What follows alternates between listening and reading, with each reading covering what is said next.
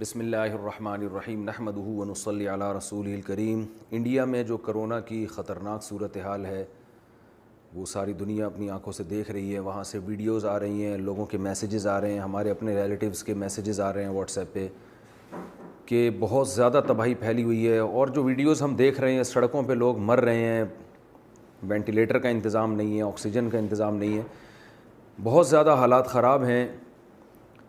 ان حالات میں ہم اپنے انڈیا کے ان مسلمانوں کے اور بلکہ انڈیا کی عوام، چاہے وہ غیر مسلم ہوں، ان کے غم میں، ان کے درد میں، تو اس بارے میں کچھ گزارشات خاص طور پر انڈیا میں رہنے والوں کے لیے کچھ گزارشات پیش کرنی تھیں۔ جو مسلم ہیں، جو قرآن و سنت پہ ایمان رکھتے ہیں، ان کے لیے تو اس میں کوئی کنفیوژن نہیں ہونی چاہیے، لیکن کچھ جو غیر مسلم ہیں انہیں بھی ان وباؤں سے عبرت حاصل کرنی چاہیے۔ جو اس وقت تباہی ہندوستان میں پھیلی ہوئی ہے، اور اس بات کا خطرہ موجود ہے کہ کل یہ تباہی پاکستان کی طرف بھی آ سکتی ہے۔ اللہ تعالی ہم سب کو محفوظ رکھے، یا کسی اور ملک میں بھی یہ سب کچھ ہو سکتا ہے۔ تو ہمیں اللہ تعالیٰ کی طرف سے اس میں ہدایات ملتی ہیں۔ وَلَنَبْلُوَنَّكُمْ بِشَيْءٍ مِّنَ الْخَوْفِ وَالْجُوعِ وَنَقْصٍ مِّنَ الْأَمْوَالِ وَالْأَنفُسِ وَالثَّمَرَاتِ وَبَشِّرِ الصَّابِرِينَ۔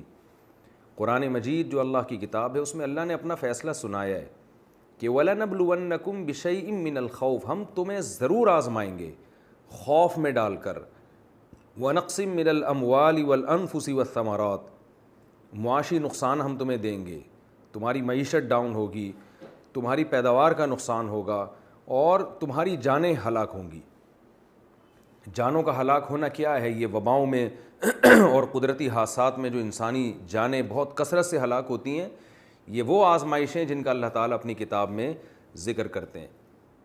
اب ان آزمائشوں میں ہمیں کرنا کیا ہے؟ جیسے یہ بڑی آزمائش ہے کرونا کی صورت میں، جس نے پوری دنیا کو تباہی میں ڈالا ہوا ہے، اور خاص طور پر جو ہمارا پڑوسی ملک ہندوستان جس کرب و اذیت سے اس وقت گزر رہا ہے، تو اس میں کرنا کیا ہے ہمیں؟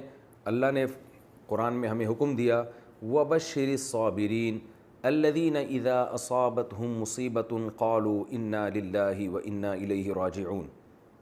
فرمایا اے نبی، آپ صبر کرنے والوں کو خوشخبری سنا دیں۔ اور وہ کیسے صبر کرتے ہیں؟ جب انہیں کوئی مصیبت پہنچتی ہے تو یہ کہتے ہیں اِنَّا لِلَّهِ، جس نے اس کائنات کو بنایا ہے نا، ہم اس کے غلام ہیں، ہم پر ہماری مرضی نہیں چلے گی، بلکہ اس کائنات کو بنانے والے کی مرضی چلے گی۔ اگر انسان کی ساری چاہتیں اس دنیا میں پوری ہو جائیں تو پھر انسان خدا بن جائے گا۔ اللہ نے اختیارات اپنے ہاتھ میں رکھے ہیں۔ آج کرونا کی بیماری ہے، کل کچھ اور ہو سکتا ہے، پرسوں کچھ اور ہو سکتا ہے۔ آپ دیکھیں سونامی کے طوفان نے ہزاروں لوگوں کو موت کے گھاٹ اتار دیا تھا، اور پاکستان میں جو ایک زلزلہ آیا تھا بہت بڑا بالا کوٹ میں، اس نے 1-2 دن کے اندر 10,000 لوگوں کو موت کے گھاٹ اتار دیا۔ تو یہ طوفان، یہ آزمائشیں، یہ وبائیں، یہ آج پہلی دفعہ نہیں ہیں۔ دنیا ہمیشہ سے ان وباؤں میں اور مختلف دور میں مختلف قسم کی آزمائشوں میں گزرتی رہی ہے، اور اس کی وجہ سے قحط بھی آتے رہے ہیں، لوگوں کی جانیں بھی ہلاک ہوتی رہی ہیں، اور یہ بھی جو موجودہ کرونا ہے یہ بھی اسی کی ایک لڑی ہے۔ تو اس میں ہم نے اسباب بھی اختیار کرنے ہیں، جو SOPs ڈاکٹر حضرات بتاتے ہیں ان پر بھی عمل کرنا ہے، کیونکہ اللہ نے اس دنیا کو اسباب کے ساتھ جوڑا ہے۔ ہم دیکھتے ہیں رسول اللہ صلی اللہ علیہ وسلم کی صحیح حدیث ہے کہ ایک کوڑ کا مریض آپ صلی اللہ علیہ وسلم کے پاس بیعت ہونے کے لیے آیا۔ آپ صلی اللہ علیہ وسلم نے ان کو مسجد میں آنے سے منع کر دیا، اور مسجد کے اندر سے ہی آپ نے ان کو بیعت فرمایا ہے۔ حالانکہ مسجد تو ایک برکت کی چیز ہے، یعنی یہاں شفا ملتی ہے انسان کو دعائیں مانگنے سے، لیکن آپ صلی اللہ علیہ وسلم نے بیماری سے بچنے کے ایک ظاہری سبب کو اختیار کیا، اس لیے کہ کوڑ کا مریض اگر مسجد میں آئے گا تو اس بات کا خطرہ موجود ہے کہ دوسروں کو یہ بیماری لگ جائے۔ تو اس میں آپ صلی اللہ علیہ وسلم نے احتیاط پر بھی عمل کر کے دکھایا، اور قرآن کے ذریعے ہمیں آپ صلی اللہ علیہ وسلم نے بتایا کہ احتیاط پر عمل کے ساتھ ساتھ ہم نے صبر کا دامن ہاتھ سے نہیں چھوڑنا، اور صبر کا طریقہ بھی اللہ نے بتا دیا ہے۔ کیا سوچو گے تو صبر کی توفیق ملے گی؟ وہ یہ سوچنا ہے اِنَّا لِلَّهِ، ہم پر ہماری مرضی نہیں چلے گی، ہم اللہ کے غلام ہیں، وَإِنَّا إِلَيْهِ رَاجِعُونَ، اور ہم نے لوٹ کر اللہ کی طرف جانا ہے۔ کیا مطلب؟ آج ہم نہیں مرے تو کل مریں گے، پرسوں مریں گے، اور ہم اللہ کی طرف جائیں گے اس آزمائش میں اگر ہم نے صبر سے کام لیا، واویلا نہیں کیا، بے صبری کا مظاہرہ نہیں کیا، تو کل اللہ تعالی ہمیں اس کا اجر دے گا۔ اور آج اگر ہم نے صبر کا دامن چھوڑ دیا، بوکھلاہٹ کا شکار ہو گئے، تو کیا ہوگا کہ جو مصیبت ہے وہ تو نہیں ٹلے گی، لیکن ہم ایک بہت بڑے اجر سے قیامت کے دن محروم ہو جائیں گے۔ رسول اللہ صلی اللہ علیہ وسلم نے ایک خاتون کو دیکھا کہ وہ قبر پہ کھڑی ہوئی رو رہی ہے اپنے بچے کو یاد کر کے، اس کا چھوٹا بچے کا انتقال ہو گیا تھا، بہت زیادہ رو رہی تھی، بہت زیادہ چیخ و پکار مچائی ہوئی تھی۔ تو آپ صلی اللہ علیہ وسلم نے اس خاتون سے کہا کہ تم صبر کرو۔ انہوں نے کہا، وہ جانتی نہیں تھی کہ یہ آپ صلی اللہ علیہ وسلم ہے، اس نے کہا کہ جو غم مجھے پہنچا اگر آپ کو پہنچتا تو میں دیکھتی کہ آپ کیسے صبر کا مشورہ دیتے ہیں۔ بعد میں کسی نے بتایا کہ یہ تو اللہ کے حبیب صلی اللہ علیہ وسلم ہے، اللہ کے رسول ہیں۔ وہ خاتون نبی کے پاس گئی اور عرض کیا کہ یا رسول اللہ میں صبر کرتی ہوں۔ تو آپ نے فرمایا انما الصبر عند الصدمۃ الاولی، صبر اس وقت ہوتا ہے جب مصیبت پہنچی ہو۔ تو جب آزمائش آئی ہے، جب مصیبتیں آ رہی ہیں، اس وقت آپ نے صبر کرنا ہے۔ بعد میں تو ہر ایک کو صبر آ جاتا ہے، کوئی مرتا بھی ہے تو آپ ساری زندگی تھوڑی روتے رہتے ہیں اس کی یاد میں، چند دنوں کے بعد آپ کو صبر آ جاتا ہے۔ تو ایک حد ہونی چاہیے، ایک لمٹ ہونی چاہیے، تو ہم نے اس میں صبر کا دامن ہاتھ سے نہیں چھوڑنا۔ دوسرا، جو بھی اس موقع پر بیماری کے اندر مبتلا ہوتا ہے، ہم نے اس سے تعلق ختم نہیں کرنا ہے۔ ایس او پیز پر عمل کرتے ہوئے اس کی مدد بہرحال ہم نے کرنی ہے۔ ایس او پیز پر اس طرح سے عمل کرنا کہ آپ مریض کو چھوڑ کے بھاگ جائیں، یہ بہت بے مروتی کی بات ہے۔ اس موقع پر ہمیں اللہ کے حبیب صلی اللہ علیہ وسلم نے توکل کرنے کا حکم دیا ہے۔ تو آپ کے گھر میں اگر کوئی بوڑھے والدین کورونا میں مبتلا ہو جاتے ہیں تو یہ آپ کے لیے جائز نہیں ہے کہ آپ ان کو چھوڑ کے بھاگ جائیں۔ ڈاکٹر کے لیے جائز نہیں ہے کہ وہ پیشنٹ کو چھوڑ کے بھاگ جائے۔ ڈاکٹروں کو بہرحال ہم سب کو سلام کرنا چاہیے کہ وہ اپنی جان پر کھیل کر کس طرح سے مریضوں کی مدد کر رہے ہیں، لیکن بعض ایسی بھی ڈاکٹروں کی رپورٹ آتی ہے جو بھاگ رہے ہیں اور جو ہے وہ اپنی جان بچانے کی فکر میں لگے ہوئے ہیں، اگرچہ ان کا ریشو کم ہے، زیادہ تر ڈاکٹر تو الحمدللہ انسانیت کی خدمت کر رہے ہیں۔ تو ایسے موقع پہ اللہ پہ اعتماد اور اللہ پہ توکل کا تقاضا یہ ہے کہ آپ اپنے گھر کے مریض کو چھوڑ کر فرار نہ ہوں، کیونکہ موت اور زندگی بہرحال اللہ کے ہاتھ میں ہے۔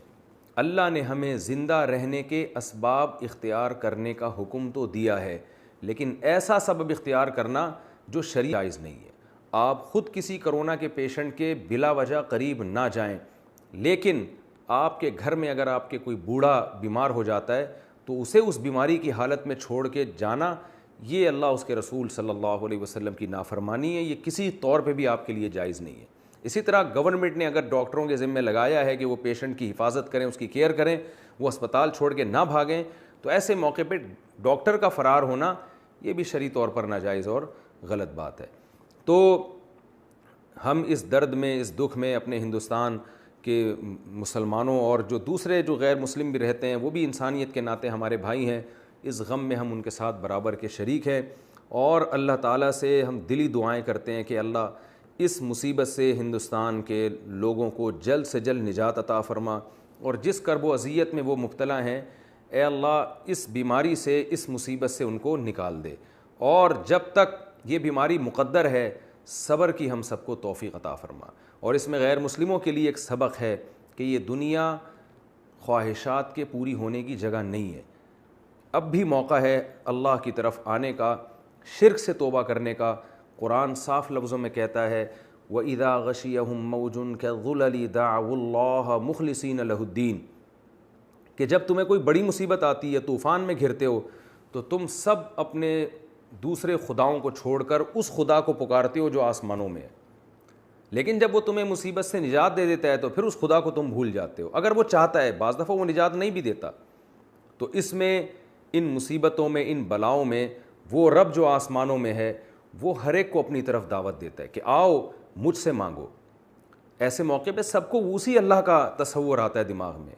ایک ویڈیو بھی ہندوستان سے وائرل ہوئی ہے کہ ایک ہندو فوجی وہ لوگ مسلمانوں سے اپیل کر رہا ہے کہ آپ لوگ دعائیں مانگیں۔ میری دادی مجھے بتایا کرتی تھیں، سہارنپور سے ان کا تعلق تھا، کہ جب بارشیں بند ہو جایا کرتی تھیں تو ہندو بھی آ کے ہم سے ریکویسٹ کرتے تھے کہ آپ لوگ نماز استسقاء پڑھیں۔ یہاں ایک بوڑھے رہا کرتے تھے ہندوستان کے تھے، انہوں نے یہ بات مجھے بتائی کہ ہندو ہم سے کہا کرتے تھے کہ آپ جائیں اور نماز استسقاء پڑھیں اور اللہ سے دعائیں مانگیں، اور میں نے اپنی دادی سے براہ راست سنا کہ بہت دفعہ ایسا ہوا ہے کہ ہم نماز استسقاء میں گئے اور ہم نے اللہ سے رو رو کے دعائیں مانگی اور اسی وقت آسمان سے بارشیں برسنا شروع ہو گئی۔